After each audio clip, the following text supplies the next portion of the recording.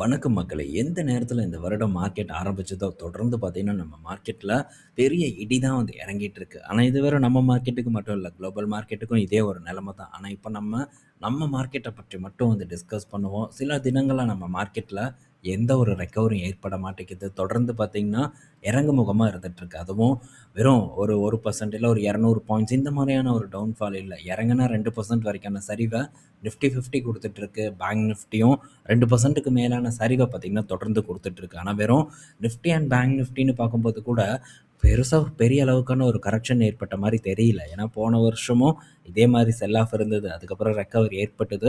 போன வருஷம் லோவே இன்னும் வந்து நம்ம மார்க்கெட் ரீச் பண்ணாம இருக்கு. ஆனா, இப்ப பங்குகள நம்ம எடுத்து பார்த்தோம்னா, பெரிய அளவுக்கான ஒரு கரெக்ஷன் வந்து இந்த வருடம் ஏற்பட்டிருக்கு. எதிர்பாரா கரெக்ஷன் ஏற்பட்டு பலரையும் வந்து அதிர்ச்சிக்குள்ளாக்கியிருக்குன்னே நம்ம சொல்லலாம்.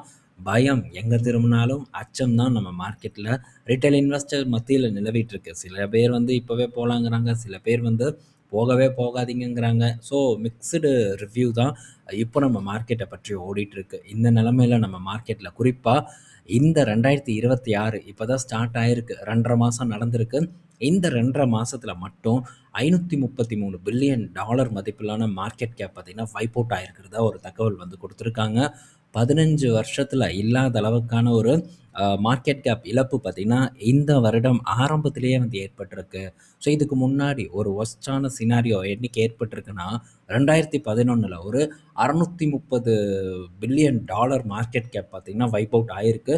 ஸோ, அதுக்கப்புறம் ஒரு பெரிய அளவுக்கான ஒரு சம்பவம் இப்ப தான் நம்ம மார்க்கெட்ல ஏற்பட்டிருக்கு. ஸோ, இது தொடர்ந்து ஏற்பட்டுட்டு இருக்கக்கூடிய ஒரு நிகழ்வு தான். ஸோ, கரெக்ஷன் டெஃபினட்டா நம்ம மார்க்கெட்ல நடக்கும். ஸோ, கரெக்ஷன் ரொம்பவே வந்து முக்கியம். ஸோ, கரெக்ஷன் ஆனா தான் நமக்கு நல்ல நல்ல வாய்ப்புகள் வந்து ஏற்படும். ஆனா, அந்த கரெக்ஷன் எங்க நிக்கும் அப்படிங்கிறத நம்மளால உறுதியா வந்து ப்ரெடிக்ட் பண்ண முடியாது. ஏன்னா, அ மார்க்கெட் கரெக்ட் ஆகும்போது பார்த்தீங்கன்னா, கம்ப்ளீட்டா வந்து நெகட்டிவ் செய்திகள் மட்டும் தான் ஆக்கிரமிப்பு பண்ணியிருக்கும். ஸோ, அதிலிருந்து தான் நம்ம ஒரு விசிபிளான ஒரு வியூ வந்து எடுக்கணும். ஸோ, பார்ப்போம் இந்த கரெக்ஷன் என்ன போகுதுன்ட்டு. நம்மளும் முடிஞ்ச அளவுக்கு நம்ம உழைக்கிறதுக்கு ட்ரை பண்ணுவோம். ஸோ, எல்லா பக்கமும் இருக்கக்கூடிய ஆப்பர்ச்சுனிட்டீஸ நம்மளால கண்டிப்பா ஃபோக்கஸ் பண்ண முடியாது. நம்ம கண்ணுக்கு எட்டக்கூடிய ஆப்பர்ச்சுனிட்டீஸ மட்டும் கரெக்ட்டா நம்ம சூஸ் பண்ணுனாலே, ஓரளவு பெட்டர் ரிட்டர்ன் நான் வந்து இந்த மல்டி பேக்கர் ரிட்டர்ன பற்றியெல்லாம் இங்க பேசல. ஓரளவு பெட்டர் பெர்ஃபார்மன்ஸ வந்து நம்ம எதிர்பார்க்கலாம் அப்படின்னு தான் நான் வந்து நெனச்சிட்டு இருக்கேன். ஸோ வெயிட் பண்ணி பார்ப்போம். இந்த டவுன்ஃபால் எது வரைக்கும் போகுதுன்ட்டு. இன்ன வரைக்கும் மிடில் ஈஸ்ட்ல ஒரு பஞ்சாயத்து ஓடிக்கிட்டே தான் இருக்கு. தினமும் ஓப்பன் பண்ணுனாலே இதாயிருச்சு, அதாயிருச்சு, இந்த இடத்துல தாக்குதல் நடந்துருச்சு அப்படின்ட்டு செய்திகள் வந்த வண்ணம் தான் இருந்துட்டுருக்கு. ஸோ வெயிட் பண்ணி நம்ம பார்ப்போம். ஸோ கரெக்ஷன் நல்லது. ஸோ கரெக்ஷன்ல நீங்க வந்து ஃபோக்கஸ் பண்ணணும்னு நெனச்சிட்டு இருக்கக்கூடிய பங்குகள நல்லா அலசி ஆராய்ஞ்சு, அதில என்ன முடிவு எடுக்கணுங்கிற ஒரு பிளான நல்லா வந்து போட்டு வச்சுட்டு, அதுக்கப்புறமா அத வந்து சூஸ் பண்றதுக்கு நீங்க முடிஞ்ச அளவுக்கு ட்ரை பண்ணணும். ஸோ அடுத்தது பங்குகள் பற்றியான அப்டேட்ட வந்து நம்ம டிஸ்கஸ் பண்ணுவோம். அதில முதலாவதா நம்ம பார்க்க போறதே, டாடா மோட்டார்ஸ்ல நடந்த பிளாக் டீல் பத்தி தான் நம்ம பேச போறோம். டாடா மோட்டார்ஸ் பிளாக் டீல் நடந்திருக்குன்னு நேத்து நம்ம டிஸ்கஸ் பண்ணோம். வித்தது யாரு? வாங்குனது யாருன்னு தெரியல. ஸோ இப்பவும் வாங்குனது யாருன்னு எனக்கு தெரியல. ஆனா, வித்தது பார்க்கும்போது ராதாகிருஷ்ணன் தமானியா வந்திருக்காங்க. 16,00,000 ஷேர ரூ. 325 அப்படிங்கிற பிரைஸ்ல வந்து வித்திருக்கிறதா தகவல் வந்திருக்கு. ரூ. 52,00,00,000 மதிப்பிலான பங்குகள பார்த்தீங்கன்னா, இந்த தமானி வந்து செல் பண்ணியிருக்காங்க. ஸோ டிமார்ட்டோட ஓனர் எல்லாத்துக்கும் மோஸ்ட்லி வந்து தெரியும். இவ்வளோ நாள் விக்காம இந்த பங்கு மோர் தென் 50%க்கு மேலான ஒரு கரெக்ஷன பார்த்தீங்கன்னா, பீக்லேருந்து வந்து டெலிவர் பண்ணியிருக்கு. பட் இப்போ இந்த பேசஞ்சர் வெஹிக்கிள விற்பதற்கான காரணம் என்ன அப்படின்ட்டு பலரும் பார்த்தீங்கன்னா, யோசிக்க ஆரம்பிச்சிருப்பாங்க இந்த செய்தி வந்ததுக்கப்புறம். ஆனா, இத பற்றி நம்ம தொடர்ந்து டிஸ்கஸ் பண்ணிட்டு வந்துட்டுருக்கோம். JLRல இருக்கக்கூடிய ஒரு பிரஷர் தான் இந்த அளவுக்கான ஒரு செல்லிங் பிரஷருக்கான ரீசன் அப்படின்ட்டு நம்ம தொடர்ந்து டிஸ்கஸ் பண்ணிட்டு இருக்கோம். நேத்து கூட இத பற்றியெல்லாம் நம்ம டிஸ்கஸ் பண்ணோம்.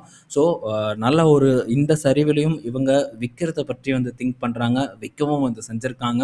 அதுவும் 1, 2 ஷேர் இல்ல 16,00,000 பங்குகள பார்த்தீங்கன்னா, பிளாக் டீல் மூலியமா வித்திருக்காங்க. ஸோ, இது கண்டிப்பா நமக்கு ஒரு அலர்ட் தான். ஏன்னா, இவ்வளோ பெரிய ஒரு இன்வெஸ்டர் வந்து அதுவும் 50% கரெக்ட் ஆனதுக்கப்புறம் இந்த பங்க விக்கிறாங்கன்னா, மேபி ஏதாச்சும் ஒரு சம்பவம் நடக்கலாம். ஆனா, மோஸ்ட்லி பார்த்தீங்கன்னா, இந்த பங்குல என்னென்ன நடக்கும் அப்படிங்கிற ஒரு அசஸ்மெண்ட் என்கிட்ட இருக்கு. அத பேஸ் பண்ணி தான் நான் தொடர்ந்து வந்து போயிட்டுருக்கேன்.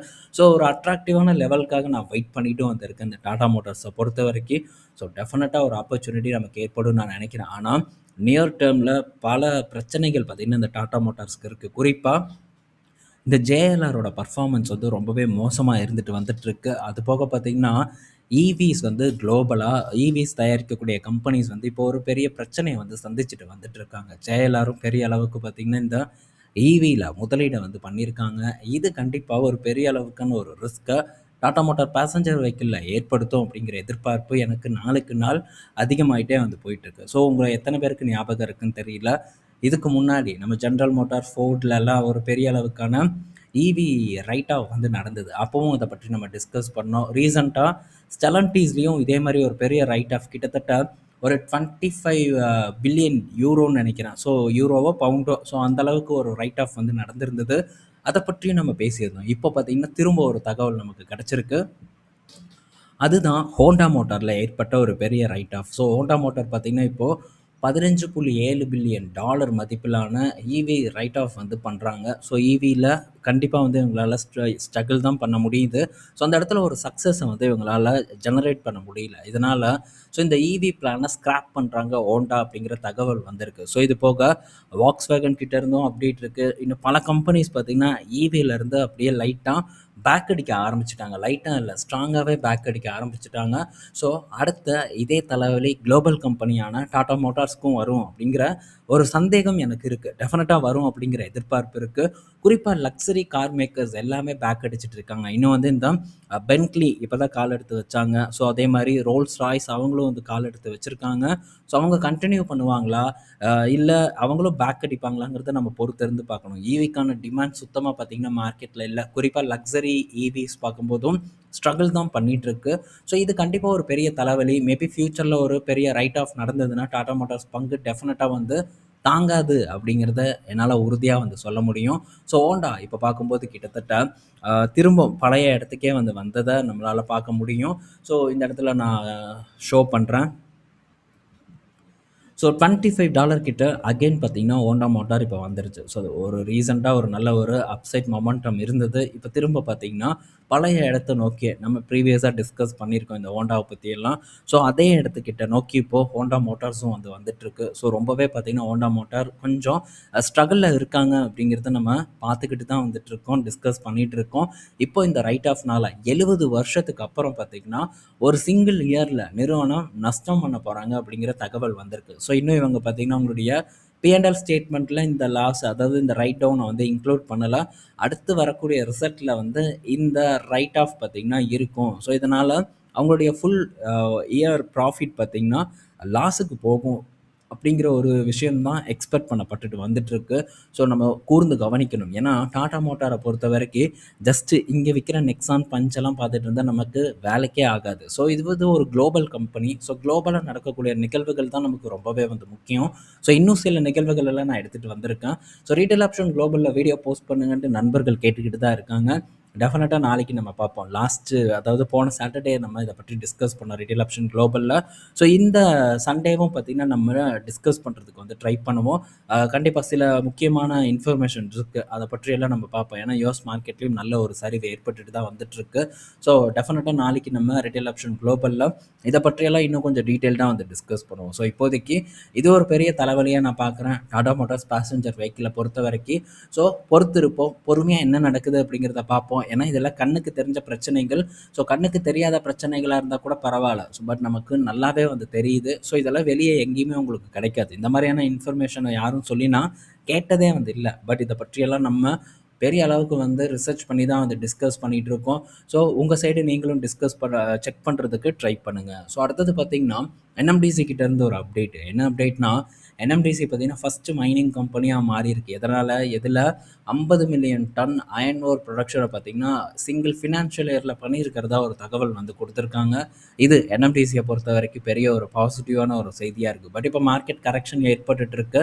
ஸோ கரெக்ட் ஆகட்டும், நல்லது தான். மேபி வந்து ஃப்ரெஷ் ஆப்பர்ச்சுனிட்டி, ஒரு நல்ல வேல்யூ பையிங் NMDCயில் ஓப்பன் ஆகுமாங்கிறத நம்ம பொறுத்திருந்து பார்க்கணும். இதெல்லாம் 23ல் ஒரு நல்ல சான்ஸ் ஏற்படுத்தின ஒரு நிறுவனம் தான் இந்த NMDC. ஸோ அதுக்கு முன்னாடி இன்னும் சில கம்பெனிஸ் எல்லாம் டிவிடெண்ட் யீல்டிங் கம்பெனியெல்லாம் நமக்கு அட்ராக்டிவான ரேட்டில் வந்து கிடச்சிது. ஸோ இப்போ அந்த கம்பெனியோட வளர்ச்சியெல்லாம் எங்கேயோ வந்து போயாச்சு. ஸோ திரும்ப அந்த மாதிரியான ஆப்பர்ச்சுனிட்டிஸ் எப்போ வரும், அந்த சைக்கிள் திரும்ப என்னைக்கு வருங்கிறத நம்மளால் உறுதியாக சொல்ல முடியாது. அப்படிப்பட்ட சைக்கிள் வந்ததுன்னா கண்டிப்பாக நம்ம அதை பற்றி ஃபோக்கஸ் பண்ணுறதை பற்றி திங்க் பண்ணுவோம். ஸோ இப்போதைக்கு அங்கெல்லாம் நமக்கு எந்த விதமான சான்ஸும் வந்து இல்லை.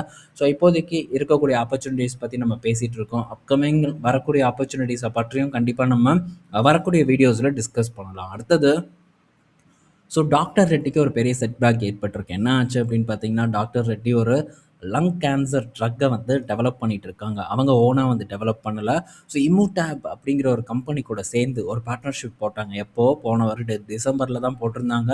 ஸோ இந்த பார்ட்னர்ஷிப் மூலியமா அந்த ட்ரக்க வந்து எமர்ஜிங் மார்க்கெட்ல டாக்டர் ரெட்டி வந்து செல் பண்றதுக்கான ஒரு ரைட்ஸ வந்து வாங்குனாங்க. ஸோ எங்கெங்க? North America, Europe, Japan, China போன்ற கண்ட்ரீஸ்ல விக்கிறதுக்கான ஒரு பிளான பார்த்தீங்கன்னா, டாக்டர் ரெட்டி போட்டிருந்தாங்க. இதுக்காக ஒரு அப்ஃப்ரண்ட் பேமெண்ட்டா ஒரு $20 மில்லியன் பார்த்தீங்கன்னா, இந்த இமோடேப் கம்பெனிக்கு வந்து டாக்டர் ரெட்டி பே பண்ணியிருக்காங்க. ஸோ ராயல்டி அப்படின்னு பார்க்கும்போது கிட்டத்தட்ட $350 மில்லியன் வரைக்கும் ராயல்டி பே பண்றதுக்கான பொட்டன்ஷியல் உள்ள ஒரு ட்ரக் தான். இவங்க இப்போ அந்த பார்ட்னர்ஷிப்ல வந்து உருவாக்கிட்டு இருந்தாங்க. ஆனா இப்ப என்ன நடந்திருக்கு? ஸோ அதுக்கு ஒரு பெரிய ஒல வச்சுட்டாங்க. இப்ப அந்த ட்ரக்க பார்த்தீங்கன்னா, மேற்கொண்டு நீங்க எந்த விதமான ஆய்வும் பண்ணக்கூடாது அப்படிங்கிற ஒரு ஒரு ஒரு இத வந்து போட்டிருக்காங்க அந்த ரெகுலேட்டரி அமைப்புகள். ஏன்னா, இதுக்கு முன்னாடி இருந்த ட்ரக் கூட கம்பேர் பண்ணும்போது இந்த ட்ரக்ல எந்த ஒரு முன்னேற்றமும் அது இல்ல. ஸோ, அதனால இந்த ட்ரக்க வந்து தயாரிப்பதே வீண் அப்படின்ட்டு முத்திர குத்திட்டாங்க. ஸோ, இதனால டாக்டர் ரெட்டிக்கு கொஞ்சம் இழப்பு வந்து ஏற்படலாம். ஸோ, இந்த $20 மில்லியன் எப்படி பே பண்ணியிருக்காங்கன்னு தெரியல. ஸோ, இது வந்து ப்ராஃபிட் அண்ட் லாஸ் ஸ்டேட்மெண்ட்ல வரக்கூடிய காலங்கள்ல காட்டுவாங்களா அப்படிங்கிறதையும் நம்ம பொறுத்திருந்து தான் வந்து பார்க்கணும். ஆனா, இப்போ டாக்டர் ரெட்டி என்ன சொல்லியிருக்காங்கன்னா, "நாங்க வேறு வழியில இத ஆராய்ச்சி செய்ய வந்து நாங்க ட்ரை பண்றோம்." அப்படின்ட்டும் டாக்டர் ரெட்டி தரப்புலேருந்து ஒரு அப்டேட் வந்திருக்கு. பட் இது ஒரு பெரிய பின்னடைவு டாக்டர் ரெட்டிய பொறுத்தவரைக்கும் அப்படின்ட்டு நம்ம உறுதியா வந்து சொல்லலாம். அடுத்தது ஸோ ரிலையன்ஸ் கிட்டேருந்து ஒரு அப்டேட் வந்திருக்கு. என்னன்னா, ஸோ ரிலையன்ஸ் பற்றியான ஒரு அப்டேட். திரும்ப பார்த்தீங்கன்னா, ரிலையன்ஸ் வந்து இங்கேருந்து மேலே ஏறும், மேலே ஏறும் அப்படிங்கிற மாரியான ஒரு டார்கெட்ட வந்து தொடர்ந்து குடுத்துட்டு வந்துட்டு இருக்காங்க. ஆனா என்ன, ரிலையன்ஸ் மேலே ஏறின பாடு இல்ல. ஆனா மார்க்கெட் இந்த அளவுக்கு ஒரு சரிவ வந்து குடுத்துருக்கு. இருந்தாலும் ரிலையன்ஸ் பார்த்தீங்கன்னா, பெரிய அளவுக்கான ஒரு சரிவெல்லாம் வந்து குடுக்கல. அப்படியே கல்லாட்டம் வந்து நின்னுட்டு இருக்கக்கூடிய ஒரு நிறுவனமா தான் மாறியிருக்கு. ஸோ லாஸ்ட் டைம் நமக்கு ஆப்பர்ச்சுனிட்டி வந்தது. ஞாபகம் இருக்கும்னு நான் நெனைக்கிறேன். அது போக ரீசென்ட்டா இந்த நடந்த டிப்லயும் வந்து நமக்கு ஒரு ஆப்பர்ச்சுனிட்டியா இந்த ரிலையன்ஸ் இண்டஸ்ட்ரீஸ் ஏற்படுத்தி குடுத்திருந்தது. ஸோ இப்பவும் பார்க்கும்போது ஒரு நல்ல இடத்துல இருக்கு. பெரியசா யாருக்கும் வந்து நஷ்டத்த ஏற்படுத்தியிருக்காது. சொல்லப்போனா சில பேருக்கு இதுல ப்ராஃபிட்லயே வந்து இருப்பாங்கன்னு நான் நெனைக்கிறேன். ஸோ இன்னும் இதுல கொஞ்சம் மேபி இறங்குச்சுன்னா நம்மள பொறுத்தவரைக்கும் ஒரு ஆப்பர்ச்சுனிட்டி ரிலையன்ஸ்ல இருக்குன்னே சொல்லலாம். ஸோ அப்பப்போ ஒரு டிப் வரும்போது நம்ம இதையும் வந்து ஒரு கண்ணு வச்சுக்கிறதுக்கு வந்து ட்ரை பண்ணணும். ஸோ பெரிய அளவுக்கு இப்போ இங்க டொமஸ்டிக் பிசினஸும் ரிலையன்ஸ்ல ஓங்கி தான் இருக்கு. ஸோ என்னதான் இந்த ஆயில் ரிஃபைனிங் பண்ணாலும் கூட ஒரு பக்கம் ஜியோ நல்லா கல்லா கட்டுது. இன்னொரு பக்கம் ரீட்டெயில் அதுவும் நல்லாவே வந்து கல்லா கட்டுது. 2ம் சேர்த்தியே கிட்டத்தட்ட ரிலையன்ஸ்ல 50% ப்ராஃபிட் பார்த்தீங்கன்னா கான்ட்ரிபியூட் பண்ணுது. ஸோ ஃபர்தரா இன்னும் வளரும். நியூ எனர்ஜி பிசினஸும் ஃபியூச்சர்ல நல்லா வளரும். இதெல்லாம் ரிலையன்ஸ பொறுத்தவரைக்கும் ஒரு தொலைநோக்கு பார்வையா நான் பார்க்கக்கூடிய விஷயங்களா வந்து இருக்கு. ஸோ ரிலையன்ஸ் மேபி நமக்கு ஒரு ஆப்பர்ச்சுனிட்டிய குடுத்ததுன்னா, நம்ம அத பொறுத்து எப்படி இத ஃபோக்கஸ் பண்ணலாங்கிறத பற்றி நம்ம அப்கமிங் வீடியோல டிஸ்கஸ் பண்ணுவோம். ஆனா இத வந்து உங்க வாட்ச் லிஸ்ட்ல வச்சுட்டு தொடர்ந்து வந்து ஃபாலோ பண்றதுக்கு நீங்க ட்ரை பண்ணணுங்கிறது தான் என்னுடைய ஒரு ரிக்வெஸ்ட். ஸோ இந்த வீடியோல நம்ம பல இன்ஃபர்மேஷன் பார்த்திருப்போம். பயனுள்ளதா இருக்கும்னு நான் நினைக்கிறேன். ஈவினிங் நம்ம இன்னொரு வீடியோல மீட் பண்ணுவோம். பாய் மக்களே!